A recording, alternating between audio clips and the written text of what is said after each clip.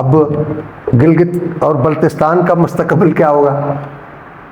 आप कितने करीब हैं उनके, आपको अंदाज़ा लगाना चाहिए। हमारे बहुत सारे लोग खुशफहमी का शिकार होते हैं कि चीनी सरमाया आएगा, हमारी तरक्की होगी।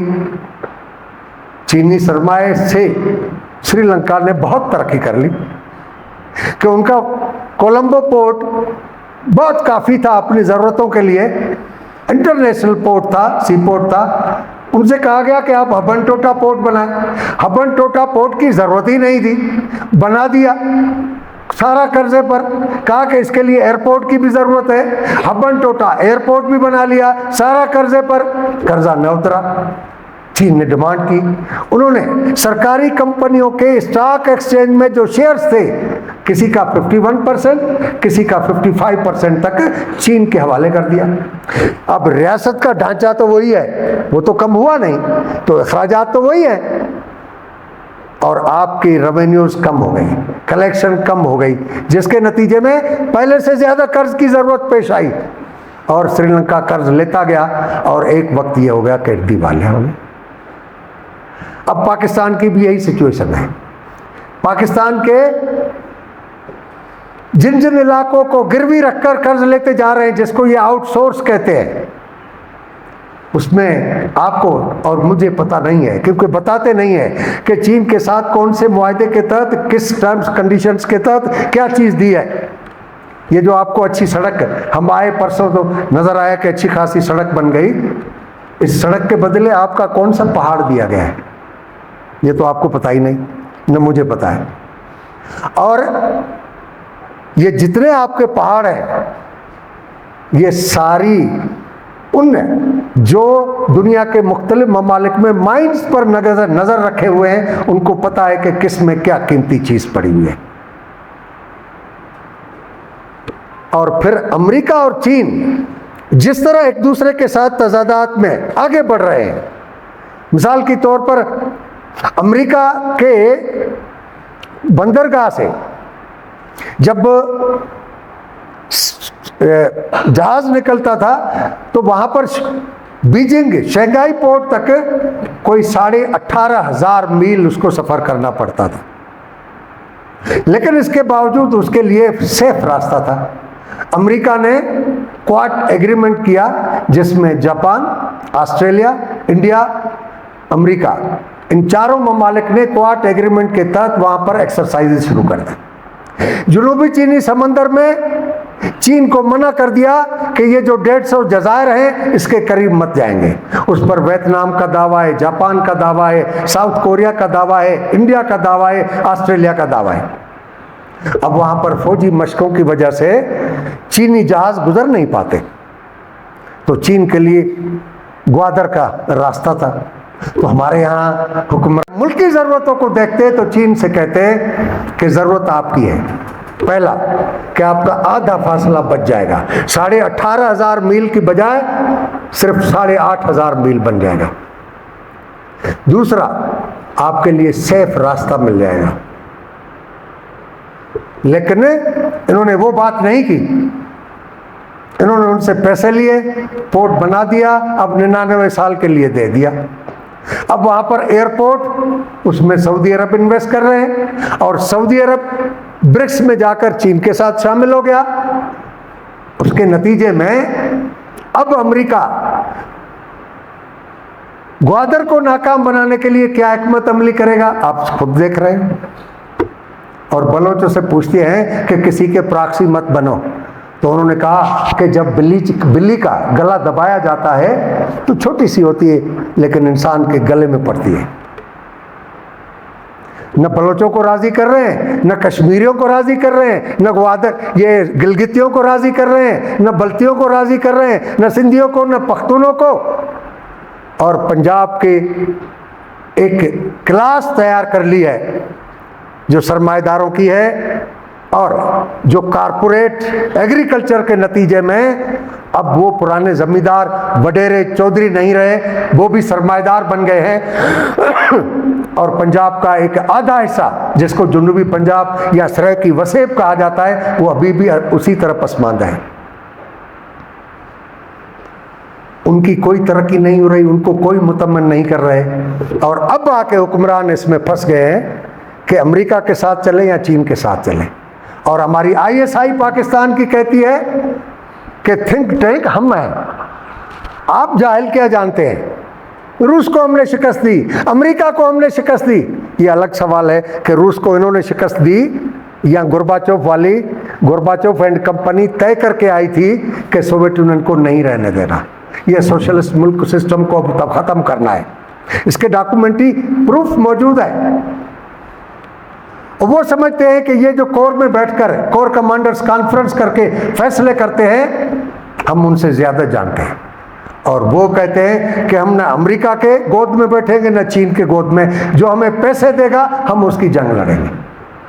और वो बर्मा में उन्होंने करके दिखाया कि चीन के साथ समंदर से गहरी दोस्ती, हिमालय से ऊंची दोस्ती, और अराकान के पहाड़ों में चाइना ने तेल, गैस और कीमती पत्थर उसकी लीज ली, उसे नाकाम बनाने के लिए ISI ने कराची में रहने वाले वो बर्मी जो पीपुल्स पार्टी के ज़माने में बिहारियों के साथ जमात इस्लामी ले आई थी, इब्राहिम हैदरी में, आप कराची जाते होंगे, इब्राहिम हैदरी में उनका बड़ा मदरसा चल रहा है।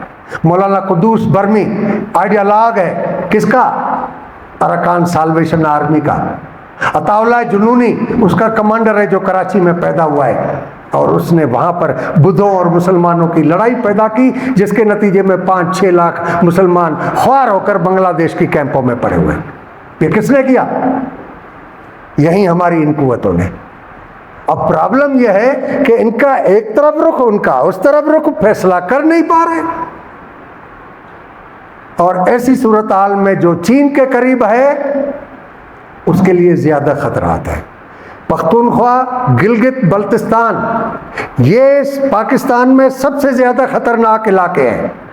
परवेज मुशर्रफ को 2002 में अमेरिकन ने कहा कि गिलगित और बल्तिस्तान में हमें ट्रेनिंग कैंप्स कायम करने दें ताकि वजीरिस्तान की तरह लोग तैयार करके चीन भेजें डिस्टेबलाइजेशन के लिए। वो नहीं कर सकते थे। उन्होंने चीनियों को बताया, चीन वाले समझ गए कि लालची लोग हैं। उन्होंने कहा कि भाई ये टैंक ले लो, अल खालिद टैंक बनाओ, बेचो, हमें भी दो, खुद भी खाओ। टैंक बनाई, तोप बनाई, राइफल बनाई, गोली बनाई, थंडर फाइटर जहाज बनाया चीन की टेक्नोलॉजी से, ताकि इसका कुछ पेट भरता रहे, हमारे खिलाफ अमेरिका से न मिल जाए।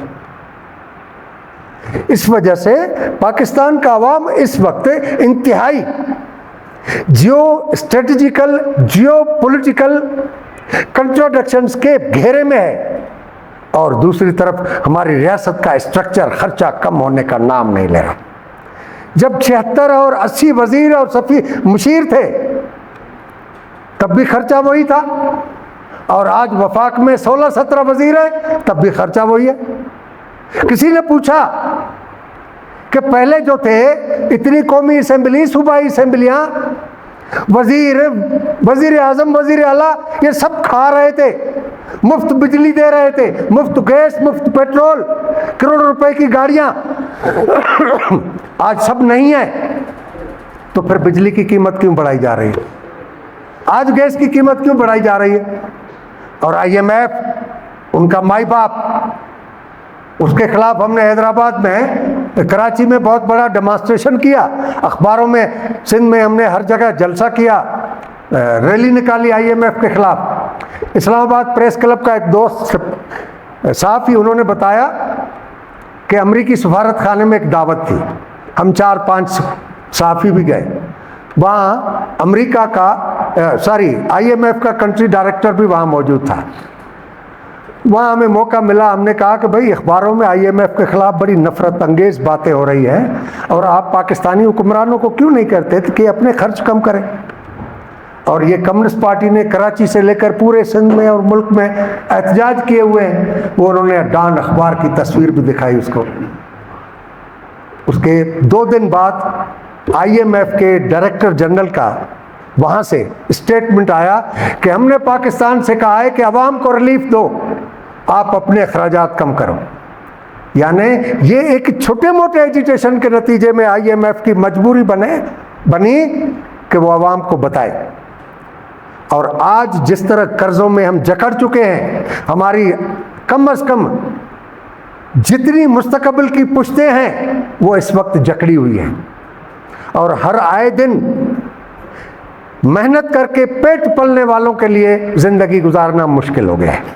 ऐसी सूरत हाल में हमें अपने वतन की हिफाजत के लिए, वो वतन सिंध हो, वो वतन गिलगित हो या बल्तिस्तान हो, वो वतन पख्तूनख्वा हो, लेकिन इस वक्त इस रियासत के साथ सब जुड़े हुए हैं। फैसले इस्लामाबाद और रावलपिंडी में हो रहे हैं, लिहाजा इन सबको इकट्ठा करने की जरूरत है, मिलकर लड़ाई लड़ने की जरूरत है। इस वजह से कम्युनिस्ट पार्टी ऑफ पाकिस्तान ने 2022 में 18 जून को इस्लामाबाद नेशनल प्रेस क्लब में लेफ्ट अल्टरनेट कॉन्फ्रेंस बुलाई कि भाई ये हुक्मरानों के तमाशे अशराफिया के तो देख रहे हो, और उसमें हमने अल्टरनेट प्रोग्राम दिया, ये जो कामरेड ने इधर लगाए हैं, ये जो इधर लगाए हैं, और उस पर हमने पॉपुलर लेफ्ट अलायंस बनाया जिसमें गिलगित बल्तिस्तान से हमारे कामरेड शबीर मायार भी मौजूद है। कुछ लेफ्ट को इकट्ठा किया, पता ये चला कि लेफ्ट जो है वो कहते हैं कि इकट्ठा होना चाहिए, इकट्ठा होना चाहिए, लेकिन हकीकत यह है कि लेफ्ट के अंदर भी जो चीज़ें कुव्वतें मौजूद हैं वो सबसे बड़ी रुकावट है कि लेफ्ट को एक जगह कुछ नुकात पर इकट्ठे होने न दो। और मैं अभी ये कहता हूँ कि अवाम को इन हुक्मरानों के जुल्म जबर और इस्तिसाल से बचाने के लिए और अपने वतन को बचाने के लिए कौम परस्त जो लड़ाइयाँ लड़ रहे हैं, वो एक एक अपने इलाके में लड़ाई लड़ रहा है, दूसरे इलाके से कोई रिश्ता नहीं है। बलोच मर रहा है या मार रहा है, गिलगित समझता है कि मेरा मसला ही नहीं है। गिलगित बल्तिस्तान लड़ रहा है कि हमारी तरफ तेजी से कोहिस्तान से खिसकते हुए लोग आ रहे हैं, सिंधी समझता है मेरा मसला ही नहीं है। सिंधी जब भुगत रहे हैं कि वो अफगान मुजाहिदीन और तालिबान हमारी ISI समंदर के किनारे आबाद कर रही है, उस पर एजिटेट कर रहे हैं, तो पख्तून कहता है यार वो तो हमारे भाई है। गिलगित कह रहे हैं, गिलगिती कह रहे हैं, हमारा उससे क्या ताल्लुक। जब हमारी मजलूम कौमें इस तरह खड़ी हों तो एक पार्टी होती है जो तमाम कौमों की नुमाइंदा होती है, जो तमाम मजलूम तबकों और कौमों की नुमाइंदा होती है, और वो है कम्युनिस्ट पार्टी जो मिलाकर सबको इकट्ठा करने की और उस पर जदोजहद करने की कोशिश कर रही है। मैं मुबारकबाद देता हूं उन दोस्तों को जिन्होंने ये सेमिनार बुलाया। हमारी कोशिश थी कि बाकी पार्टियां भी आ जाएं, लेकिन कुछ ने कहा बहुत दूर है, और फिर कुछ के लिए मसला हो गया। इवन डिप्टी कन्वीनरशिप इस वक्त जो है Jammu Kashmir Peoples National Party के पास है। ताहिर बोस्तान साहब जो है वो कहने लगा कि वहाँ तो जंग जिदल है। मैं कन्वीनर हूँ पॉपुलर लेफ्ट अलायंस का, और ताहिर बोस्तान जो है जो चेयरमैन है Jammu Kashmir Peoples National Party के, वो डिप्टी कन्वीनर हैं। दोस्त नहीं आ सके, लेकिन ये सिलसिला जारी रहेगा। हमें तो आप बुलाएंगे, तो आपको पता है कि हमारी पार्टी की क्योंकि बुनियादी तौर पर मजदूर तबके, मेहनतकश और मजलूमों की नुमाइंदा पार्टी है, तो उसके बाद कभी बशारत साहब टिकट दे देते हैं तो हम पहुंच जाते हैं, वरना हम ये आपकी जो आती है टूरिज्म वालों की बस उसमें लटकते भी पहुंच जाएंगे। लेकिन इस मुल्क के अंदर इन कुव्वतों को इकट्ठा करने की ज़रूरत है। और आज आलमी साम्राज्य मराकज़ की लड़ाई और आलमी मालियाती साम्राज्य की लूट खसूट इंतहाओं को पहुंच चुकी है। न वतन महफूज है, न लोग महफूज हैं, न इंसान महफूज है। आओ मिलकर इसका मुकाबला करें, इससे निजात हासिल करें। थैंक यू, मेहरबान।